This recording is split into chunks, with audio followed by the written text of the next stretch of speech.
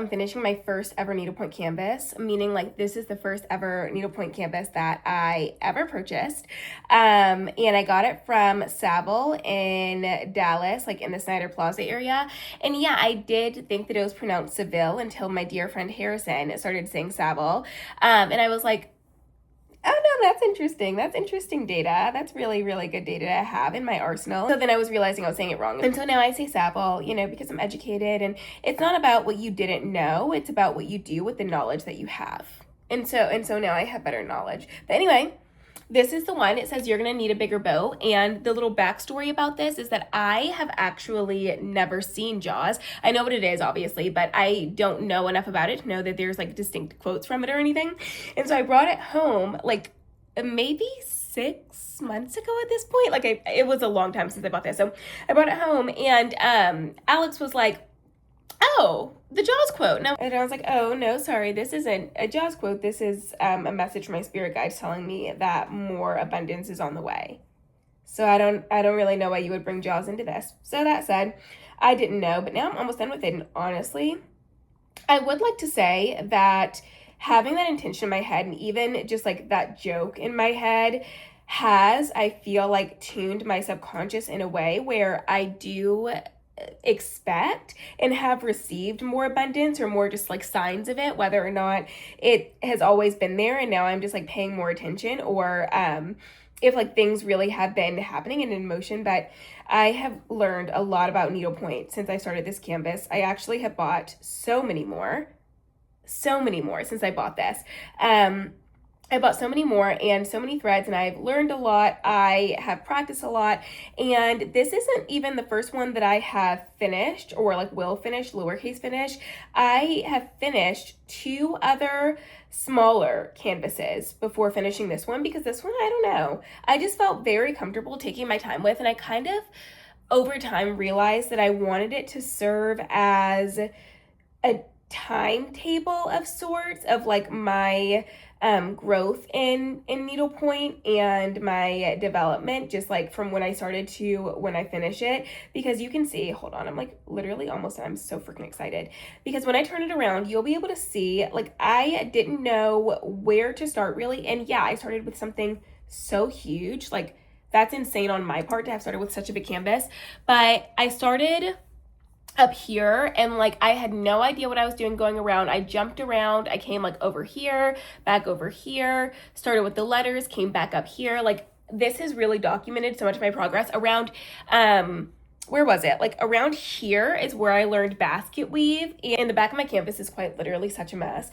But I learned like different techniques and stuff, and so I don't know, I'm just really excited to finish this one, and also feeling a little like sad about finishing it, just because I've been working on this. Like, this has been kind of my needlepoint constant since I've started, and this is the project I've taken with me places to work on.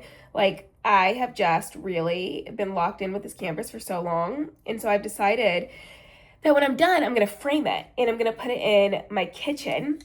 And like, yeah, I guess it would make sense in the sunroom, but I think that it would be more fun in the kitchen, because I'm learning that my interior design style, if you will, and my like decorating style in my house has been to try to make little unexpected changes in every room. And it's not necessarily like there needs to be these unexpected switches like for the entire room. It's not about that. Like, I don't want necessarily the bathroom to be decorated in fruit paraphernalia. You know what I mean? It's more so just like, instead of in the kitchen there being a bunch of pictures or all of the art, all of the decor, it's just like fruit. I'm gonna have this. You're gonna need a bigger boat thing in there, because that would kind of make more sense in the sunroom, right? Or even maybe in the bathroom. But it feels a little bit unexpected, a little bit fun and cheeky in a different room. And I've been kind of trying to find ways to do that throughout my house. And I'm actually not sure if that makes sense the way that I'm describing it, but like, I don't necessarily need the whole room to subvert expectations, but a little photo, a little piece of decor, a little this, a little that, just to kind of mix it up a bit. And so I've been having a lot of fun decorating and designing my house, and really taking my time with it. Because it is a labor of love. Genuinely, it is a labor of love. There is nothing that I have worked on for so long as my house, and like decorating apartments in the past. I think my Roanoke apartment when I lived in Texas before I moved to Denver and then back here, I think my Roanoke apartment, I was there for 2 years, like 2 full years. And this September, I'll be in my house for 2 full years. And after that, it's like this will be the place that I've lived in for the longest, I think, since college. And I just am in love with how much I've changed it and the little things that we've done around it, outside of it. I love how warm it feels because of how we host and the people that we have over. And I don't know, I really, really, really just love this home. And I've been really loving decorating it, designing it, and seeing how it changes. And home ownership is just like a lot. And I'm also working on my home ownership, like little guide thing. I'm hoping to film some long form and short form content around that. So if anyone is watching here on YouTube, they'll be able to kind of see like a longer form version, or if you just want like a quick snapshot, then there should be not YouTube. There should be a TikTok and Instagram version of it. So stay tuned for that. Where did my freaking thread go? There it is. Towards the end, I always kind of like, I waste a lot of thread, and I know that. And I would like to lie and say that on more recent canvases, I've gotten better, but I haven't. I waste a lot of thread. But I can't be perfect, you guys. Like, there has to be room in my life still for me to grow and develop. If I came on here and I was perfect at everything, like, you guys wouldn't like that. You know, I wouldn't like that. I always want new opportunities for growth and development. And so maybe one day I'll get better at wasting thread, but today is not that day, and I'm going to leave my tails long. And sometimes I don't tuck them in. Sometimes I just kind of, I let them hang, mostly when I know what I'm going to do with it, and I know I'm just going to like frame it and not send it to a finisher. Because my thing is like, I don't want to send something crazy to a finisher and they'd be like, okay, so this is going to fall apart. Like, I want whatever I send to a finisher, because finishing is quite expensive, and also I think I can do that.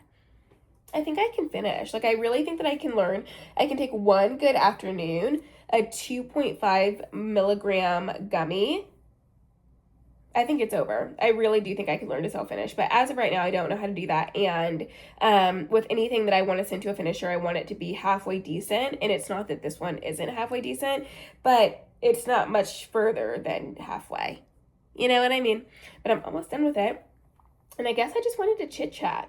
I have been so afraid maybe of filming long form, because I want everything that I do to be really good. And it's not necessarily that I want or need everything to be perfect, but I kind of have that mindset of like everything worth setting up for is worth doing well. And when I say setting up for, I mean like bringing out the camera, bringing out any lighting I need, bringing out mics I might need, instead of just flipping my phone sideways and talking to y'all. And that's like how I got started. You know what I mean? Instead of doing that, I think that I've been so wrapped up in like, I want it to be the best, and I want it to be high caliber, and I want it to be aspirational in a way. And I think that I have to get better, and I'm working on getting better at doing things with the bandwidth and the capacity that I have right now, instead of not doing anything and then losing that muscle of work and discipline and effort, because it really is a muscle. Like, I think sometimes about, and this is going to sound so random, but I think sometimes about how when I was younger, I would spend the summer at my godparents' house, and one afternoon, or I guess one weekend, my other godparents, or my mom's like best friend for years and years, who I refer to as my aunt but is technically my godparent. Can you have two sets of godparents? I wonder if that's just something that I was told. Like, I have two sets of godparents just because it was like more of a emotional title than necessarily, well, godparents aren't legal titles anyways. Or are they? That doesn't matter. Anyway, I was with my other godparents from, like spending the summer with my other godparents. And I remember that I was going back to like meet where I was staying for the summer. I was going back to meet them at their church, and I didn't have the address. Maybe I wrote it down and I lost it or whatever. And I didn't remember phone numbers. I was pretty young. And I just remember getting in the car with my Aunt Nisi and being like able to tell her how to get me to their church, because I'd obviously been a lot. We'd gone on Sundays and Wednesdays and things like that. So like I just remember being able to tell her how to get me there, and I was maybe 8 or 9, maybe 10, like maybe 10, but I was pretty young, and I just remember being able to do that. And now I don't know that I could get many places without even just the comfort of the GPS. And like, even if, life or death, I could get myself somewhere, it's so instinctual for me to turn on my GPS as soon as I get in the car, and it's like a security blanket. And I think about how I've kind of lost the ability to trust that I can just like get myself somewhere if needed. And that is crazy, and also not necessarily something that I like feel the need to fix right now, if that makes sense. There's some things that you can acknowledge aren't great things about yourself that you also don't necessarily need to fix. Like, there's not something to do about everything. Sometimes there's just things to notice and to observe, and that's something that I've noticed and observed. But that said, my work ethic, I can still churn out things when I need to, but that's usually tied to urgency. And I think part of that's my ADHD, but I think that part of that is the learned helplessness I've allowed myself to devolve into, when I know, like, yes, I can get myself to do this thing, but I simply haven't practiced getting myself to do it. I haven't practiced putting one foot in front of the other in a long time, because I have gotten comfortable with not necessarily needing to. And that's something that I do want to fix, something I've observed about myself, and something that I do want to work on. And it's not like, okay, this needs to be fixed tomorrow and I need to suddenly be super disciplined and perfect tomorrow, but it's just about acknowledging and working towards a goal. And I told myself that I was going to finish this needlepoint canvas, and then I was like, I literally have my phone right here. I can turn my phone sideways, I can talk to the camera, and it doesn't have to be a big deal. It doesn't have to be a big thing. And so now we're just hanging out, and this feels kind of like a rambly FaceTime. And I'm having a lot of fun. I don't feel stressed. I don't feel stressed at all. And maybe that's partially because I told myself, like, I don't have to edit this. I don't have to post it. I don't have to do anything with it. But I should just film it. And not that I have to. Like, nothing bad would happen if I didn't do it, but I should. And so I did, and I am, and I'm having a really good time with it. I'm feeling quite proud of myself too, like proud that I'm finishing this canvas, proud that I'm filming this little chatty, whatever to call this, just like a scene from my day, a scene from a Monday, finishing my needlepoint canvas, blah, blah, blah. So, but I have like maybe 50 stitches left, and then yeah, that's including like all the little missed stitches that I have to go back and do. I lost, you guys, a really, really crazy game of thread chicken. And when I mean a crazy game, I should have known like halfway through that I was going to run out of white thread. And I think I did know that. I think I knew that, and I kind of just didn't really care to do anything about it because it didn't feel like a big deal to me, because I've been working on this canvas for so long. But I got to the bottom left corner and it like wasn't even close. So I had to go to my LNS and grab some more white thread. And it was a different dye lot, because when I started this canvas, I didn't know that you were supposed to be saving your little like things that have the dye lots on them. I was playing it fast and loose, but I do think that playing it fast and loose in that way, and not getting so wrapped up in the rules and the standards and all of that, has helped me enjoy it more. Like, I genuinely find this to be a relaxing and a fun and exciting activity, because I don't really feel like there's a way I can do it wrong. Like, even when I'm doing continental or basket weave, I don't feel like I can do it wrong. Like, I really don't feel like it's something that I can mess up on, because to me, messing up on something kind of establishes this perfection of standard that I don't want to tie to my hobbies at all. And maybe I just feel that way with needlepoint specifically. Like, I don't know that I feel that way with embroidery. That's not really a thought that I've dived into with embroidery, but with needlepoint I don't feel that way. I don't feel like I can mess up on it necessarily, and I can also acknowledge like this is not a perfectly well done project, and the fact that it's not doesn't matter to me. It's not like it's not and that's okay. It's like it's not, and it just like I don't really have a lot of thoughts about it. It's just something that I have been doing for a long time. It's something that I've been enjoying doing for a long time, and whether or not somebody would look at it and say that it was stitched out beautifully, like, does not feel significant. So I'm on the second to bottom row.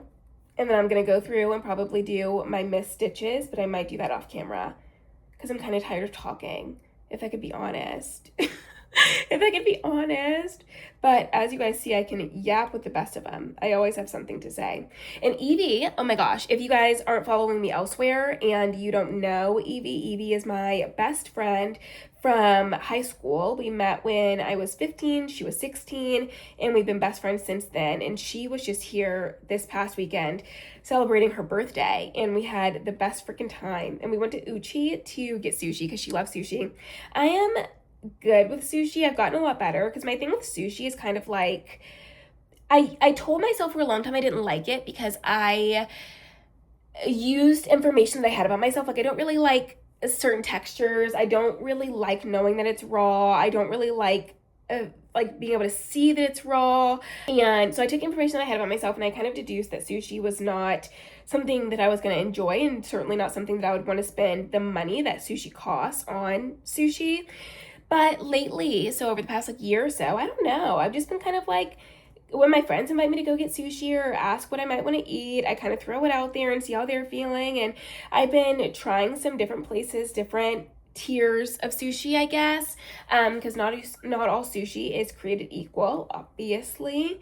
And I have just been saying yes to a lot of things that my friends order or look at the menu and kind of like, I don't know, just look at something and decide, quick instinct, is this something that I'd be willing to try or not, without asking what it looks like, without kind of looking it up, just getting it. And I have been so pleasantly surprised. There are a few things that I don't like, but there's a few things that I don't like in every cuisine, you know? And seafood is genuinely, if I could only eat one type of cuisine for the rest of my life, it would be seafood. I grew up eating a lot of seafood. I love seafood. And I have just gotten more open with my palate and expanding my palate, especially within the seafood region. I'm interested in trying oysters this summer. Is it oyster season? What is it? Is it that you only eat oysters in months that end with R, or you don't eat oysters in months that end with R? Do you guys know about that? Maybe let me know if you know which one it is. I'm also going to look it up, and I would like to hear from you guys too. Is it? I don't know. So maybe it's not oyster season because it's like June, I think. But then it feels kind of like summer would be the time in my head I would think you'd be eating oysters. And maybe there's like a little thing where like if it ends in R, you eat it because oyster ends in R. And so that's kind of like how people remember it. Or maybe it's the opposite. I'm going to look that up, you guys. I'm curious about that.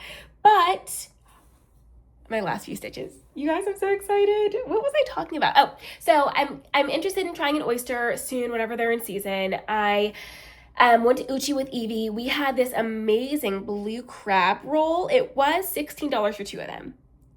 And that's crazy. That's crazy. But they were so good. So we ordered 2 rounds of those because, like, God, it was her birthday and it was just fun. But Evie was here and we were just like chit-chatting and laughing, and there was like never anything, the conversation just didn't end. There's always something to ask, always something to explore, always something to know. And even though I've been talking to her for over 10 years, like, I don't know, I just fucking love Evie. I love our conversations. I love getting to spend her birthday with her. And I am on my last 2 stitches. This is perfect timing. I've been filming for about 20 minutes. That's perfect. Okay, 1.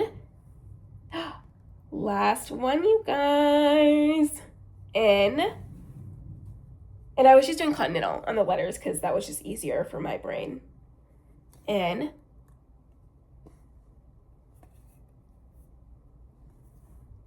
You're gonna need a freaking bigger boat, baby. Oh my God. Oh, that's so exciting. I kind of feel like I want to cry. I've been crying a lot lately, so it's like not even really with the needlepoint. It's just about whatever is happening with my body. But, okay. Well, I did it. And I'm sure I'm going to take a picture of it and post it on my Instagram story. So I'll see you there. I love you. Bye.